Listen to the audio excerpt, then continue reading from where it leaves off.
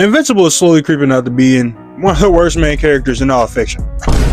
How is your name Invincible and you are always getting your keister splattered? Pause! But this makes no sense. What's good, y'all? It's your boys. We back, man. I ain't gonna lie to y'all. Last week I was dealing with the bubble guts. I ain't gonna lie, hands in the air. That might be TMI, but hey, y'all gonna keep listening. You feel what I'm saying? But anyway, I'm back, and I'm back at y'all with another banger, with another episode of it. Now, last week's episode was real setup. It was real modest, except for Rex absolutely going crazy, spazzing out with a bullet in his head. That shit made no sense. He was beating that nigga's ass. Why is Rex getting all the feats this season? He got more dubs than Invincible this season, I swear to God. But what's just as crazy to me is all this setup in the first 3 out of 4 episodes of an 8-episode season where we took a 4-month break. You tripping, bro. You tripping. That's just, it don't make no sense to me. If there was 10 episodes, I could allow it, but only 8? What are we doing? I'm gonna stop complaining about it, but all I know is the wait from season 2 to 3 better be 10 times shorter than the wait from 1 to 2. That's all I'm saying. Enough yapping, man. I kept y'all waiting too long. Let's get straight into the episode, because it was a banger. The episode begins with Mark and Amber at Comic-Con. And tell me why there's one thing that I kept noticing about this scene. There's a nigga in an Akatsuki sweater, and he made sure that we saw it, because he was in at least 3 shots. Like, we get it. You in an Akatsuki sweater. Damn. But yeah, Mark and Amber still out here going through a little relationship problems, the relationship tips that they spent half of the last episode going through. Like, I mean, I get it. She's the main protagonist, his girlfriend, but you're dragging it. You feel me? You're dragging it. But I digress. Now, there wasn't too much that went down there. But they did get to this one panel on one of Mark's favorite TV shows. And tell me why they made this joke about how the animation, you know, it takes long times in the fight scenes, and they'll take some shortcuts here and there with the fucking characters will talk with their mouths, won't be on screen and shit like that. That's just crazy. I mean, it's not like, you know, YouTubers sometimes, you know, they'll put like memes on the screen so like you get away with copyright, or, you know, they'll rerun the same thing over and over again so it looks like they're talking. I mean, isn't that shit crazy? I don't know. Stop fucking lying. But just as they're finally getting to enjoy their time together, Mark gets a phone call to go and save Rex, who's on some Miguel time, worried about if he's washed. This man Rex to know he should not be in the field right now. You just had a bullet in your head maybe 2 weeks ago. Go lay down. Dude is shaking in his boots right now, worried about if he still got it. And I'm gonna be honest, it was not looking good for him. He had a couple good moments in that fight against Squid Lesnar. Why the hell are all these characters so buff? I mean, he's got a whole 6-pack. But Rex was out there, he was out there getting some sweet moves, and I'm not gonna lie, cut corners on the animation with it a little bit too. But of course, Invincible had to save his little ass. But I'm not gonna lie, I got some respect for him too. Because he told Invincible, nah. I need this. Let me body him. Pause. And doing so, he figures out that he got a surgically implanted ray gun? I don't even know. What's up with the Spider-Man post though? I keep hearing rumblings about Invincible and Spider-Man teaming up. Is that happening? Is it a thing? Oh, I'm coming. But yeah, man, Rex uses his little exploder.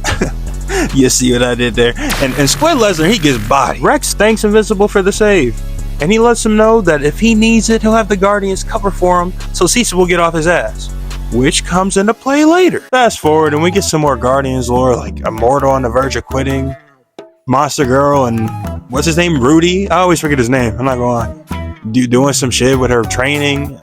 I'm gonna be honest, we do not care. But we do get some juicy. We find out that Donald, you know, who's still dealing with the metamorphosis of, you know, being 99% clone.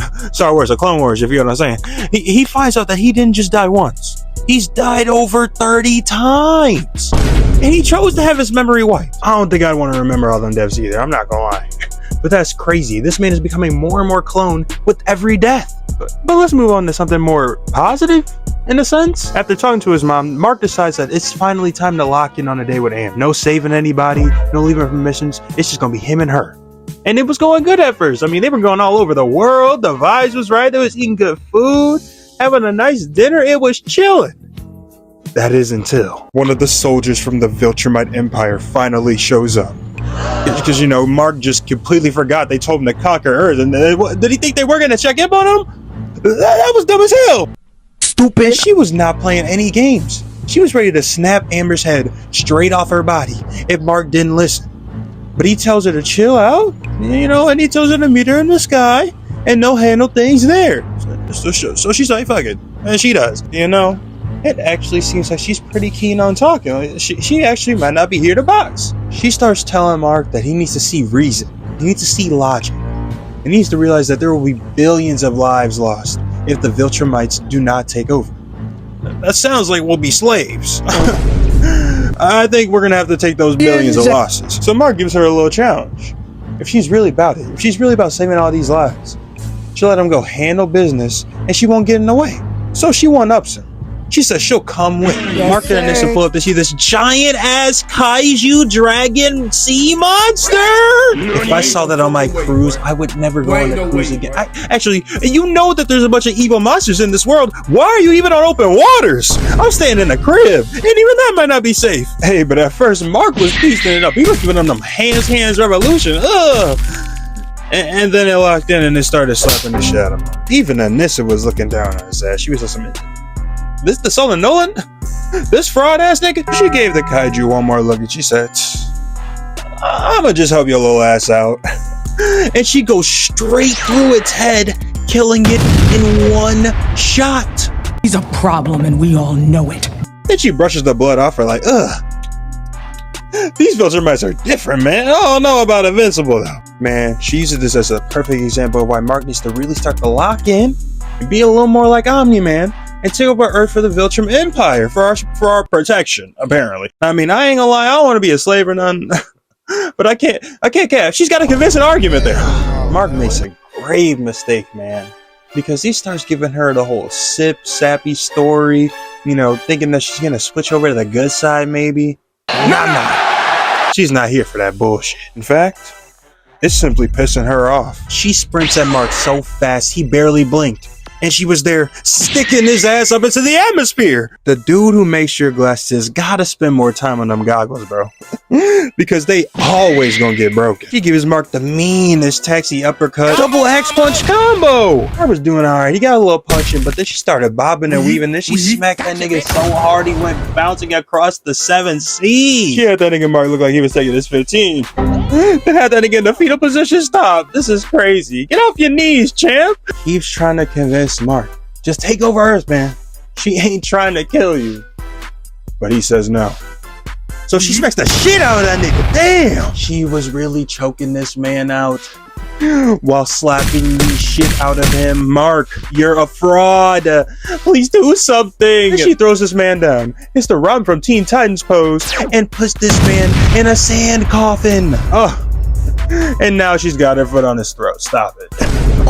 Mark, give it up, bro. Just hang it up. Just go be with Amber. But hey, even with a foot on his throat, about to die, he tells her to do it. He's standing on motherfucking business. And she chooses not to.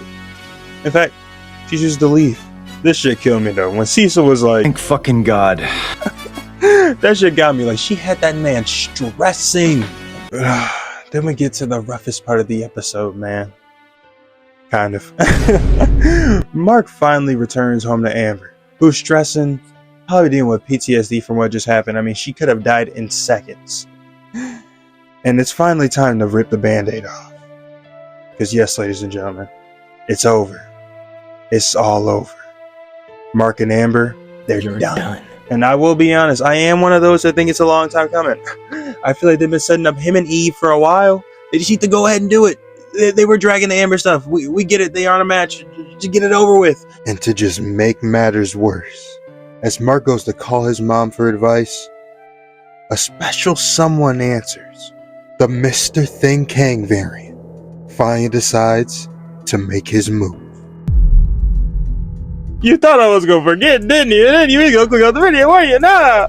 Anissa returns to the ship, complaining about Mark's stubbornness. And it just so happens that they almost hit my boy Alien's humming ass. He starts to tweak a little bit about if they notice him or not, but then he's like, they probably didn't notice me, right? Until Anissa steals his ass. But he low-key ate it. So he decides to give her a taste of her own medicine and actually rocks her. She's even leaking now, okay! But seeing that, he gets a bright idea. He decides to let Anissa think she's won and take him as a prisoner, just so he can get onto the ship. I wonder who's on there. They got the the sexy Gojo. I mean, the clean ass Sakuna tee. They even got this dark and ominous but clean Itadori shirt. And for those of y'all that like wearing rings or even necklaces, they got y'all right too. You can find all this and more at AnimeExpress.store. And when you check out, use code ZA10 for 10% off. IEUE. It's a win-win. Now go to AnimeExpress.store and use code ZA10 for 10% off at checkout. Smoking in my tech, girl. Slamming in my tech, girl. Off the shrooms, I see clear. Sipping lean, I don't sip no bill. I don't pop no more perks on clear. But I'm popping it per for the one time. Fucking this hoe, but I only do one time.